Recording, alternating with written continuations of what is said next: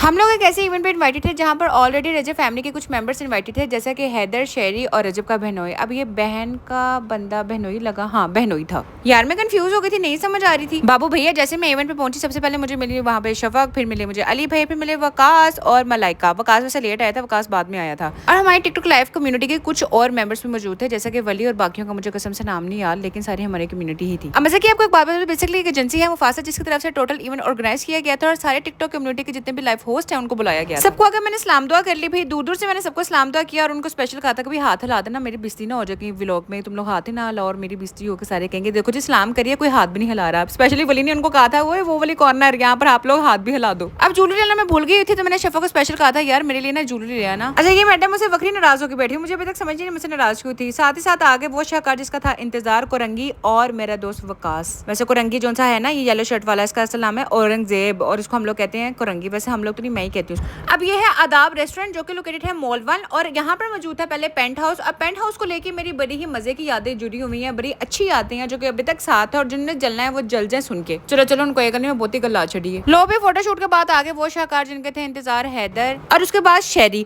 यार मुझे बात याद आई है, मैंने कल एक वीडियो पोस्ट की और तुम लोगों ने इसमें बड़े बैड कमेंट्स करना स्टार्ट कर दिया। क्या मसला क्या है तुम लोगों का, मुझे बताओ ना। क्या कोई मीम्स हैं, क्या है उसका सीन, मुझे भी बताओ, मुझे वल्ला कुछ नहीं पता। तो सब फिर पूछना कि वीडियो में हैदर नाल पोस्ट की थी। अब यहाँ पर मैं और शफक सेम ड्रेस पहन के चोहियां मारी थी। उसके बाद शफक ने अवार्ड दिया रजब के बहनोई को। रजब के बहनोई मुझे कहते हैं आप ये क्या कर रही है, मैंने कहा मिनी व्लॉग बना रही हूँ। मुझे कहते हैं अच्छा ऐसे बनते, मैंने कहा जी इसके बाद वॉइस ओवर करूंगी ना इस पे। हम दूसरे जिथे पे चले जाओ मेन मकसद ही रोटी होती है, रोटी का बार बार पूछ के मैं अपने दोस्तों का दिमाग खा लेता है ऐसे कि रोटी कदों खुलेगी, रोटी कदों खुलेगी। फाइनली शफीक है, मैंने रोटी खोल दी थी। यार यकीन करो इनका खाना बड़ा मजे का था, सच्ची बात बताओ तो। मुझे वैसे खाना हर जगह पसंद नहीं आता, लेकिन इनका खाना बहुत जबरदस्त था। और स्पेशलिटी इनकी अगर बताऊं ना तो इनकी थी मंदी। मंदी बहुत कमाल की है, मेरे कहने पर आप दफा आपने मंदी खानी है और इनकी पालक ट्राई करनी है। यार पालक भी बहुत मजे की थी।